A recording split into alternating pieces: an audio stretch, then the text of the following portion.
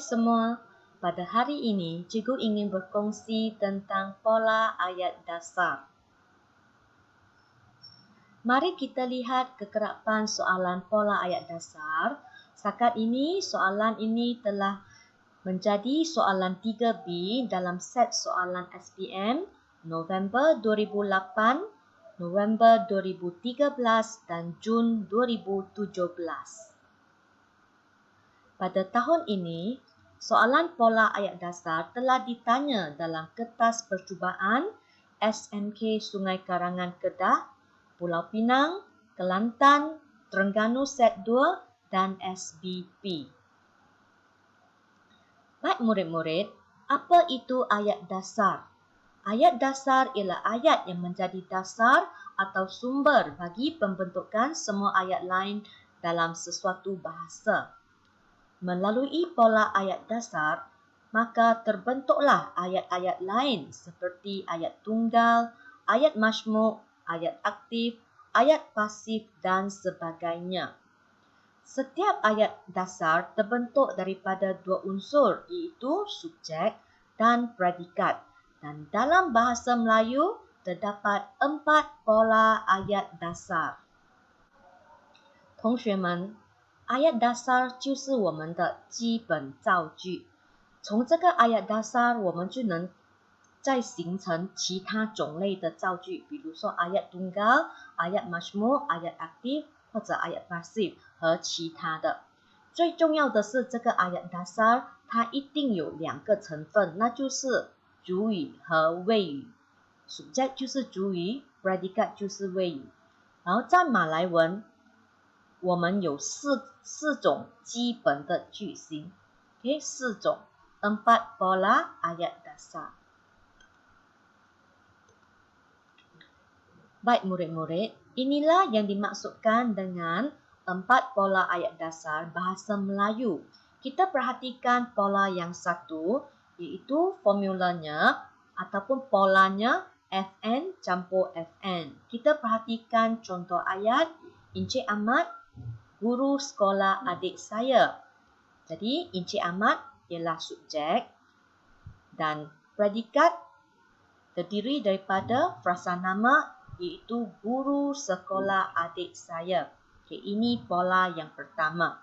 Semua pola mempunyai subjek frasa nama iaitu FN. Jadi kita perhatikan di sini semua pola bermula dengan FN. Okey, kita tengok pola kedua iaitu FN campur FK.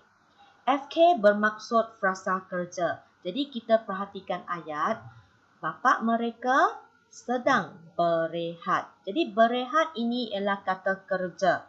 Jadi bahagian ini ialah predikat yang terdiri daripada frasa kerja.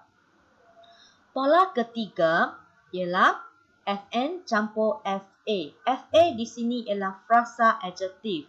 Baik, ayatnya kanak-kanak itu sungguh nakal. Jadi sungguh nakal ini ialah frasa adjektif. Seterusnya pola 4 iaitu FN campur FS.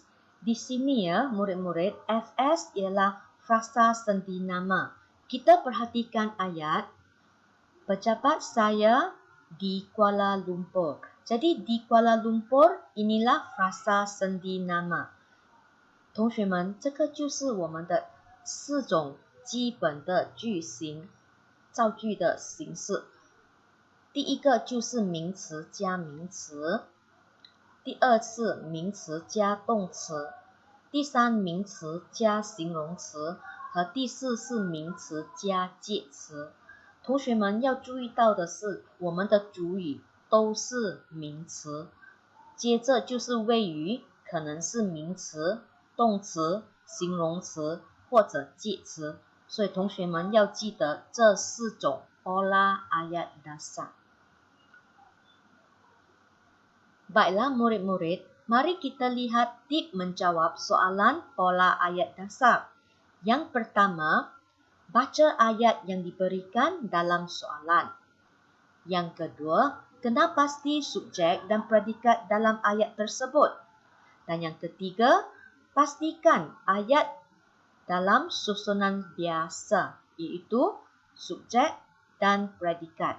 Jika ayat dalam susunan songsang, murid perlu menukarkan ayat itu menjadi ayat susunan biasa dahulu. Ingat ya, ayat mestilah dalam susunan biasa, kemudian baru kita boleh tentukan subjeknya dan predikatnya. Yang keempat ya, selepas murid-murid sudah mengenali subjek dan predikat dalam ayat tersebut, untuk predikat, murid-murid perlu kena pasti jenis frasa, iaitu sama ada predikat itu terdiri daripada frasa nama, frasa kerja, frasa adjektif atau frasa sendi nama. 同学们，老师会分享你们要怎么样回答 soalan pola ayat dasar。首先，你要读造句，接着就是找出造句里面的主语和谓语。你们要记得，造句一定是普通句，就是你要先注意，一定有主语在前面，和接着就是后语在后面。第四，你分辨出造句的主语和谓语的部分过后，你一定要认识谓语中的短语或者词组，那就是马来文里面你要认识出的是 FN 名词、FK 动词、FA 形容词和 FS 介词。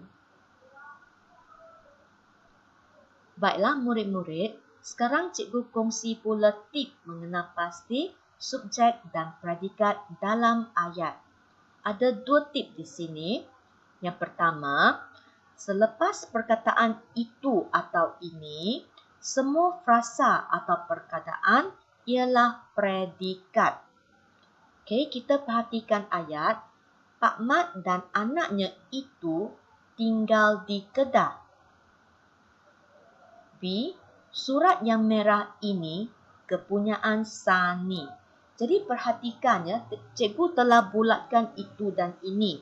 Apabila murid-murid nampak itu atau ini, cepat-cepat buat satu palang ya. Maksudnya bahagian selepas itu atau ini ialah predikat. Tip yang kedua, sebelum sedang. Semua frasa atau perkataan ialah subjek. Kita perhatikan ayat A dan B. Budak lelaki itu sedang menari di atas pentas. Dan ayat B, Kamal dan Din sedang bermain di padang. Cikgu telah bulatkan perkataan sedang. Jadi murid-murid ingat ya. Nampak perkataan sedang, kamu cepat-cepat palang ya, buat palang. Dan ingat sebelum sedang, perkataan-perkataan itu ialah subjek. 同学们，现在让我们看看怎么样去分辨造句里面的 subject 和 predikat。这边有两个贴士。第一，你们要记得，如果看到造句里面有 itu 或者 ini 这两个字之后，那个部分就是我们要找的谓语，那就是 predikat。所以这边我们看到的是 Pak Mat dan anaknya itu， OK。后面的 tinggal di Kedah 就是 predikat。第二， sedang 之前全部字就是我们要找的主语，就是 subjek。所以这边你看到 sedang 之前是 budak lelaki itu 或者 Kamal dan Din， 这些就是造句的 subjek 或者 predikat。Baiklah murid-murid, peringatan mesra. Sila tonton video cikgu yang seterusnya ya untuk tajuk pola ayat dasar dalam siri kedua dan ketiga。同学们，老师的分享就到此。因为接下来在第二和第三集的 video， 老师还有再分享有关 pola ayat dasar。Baiklah murid-murid, sehingga kita berjumpa lagi dalam video-video cikgu ya. Bye。同学们，我们下个影片再见，加油哦！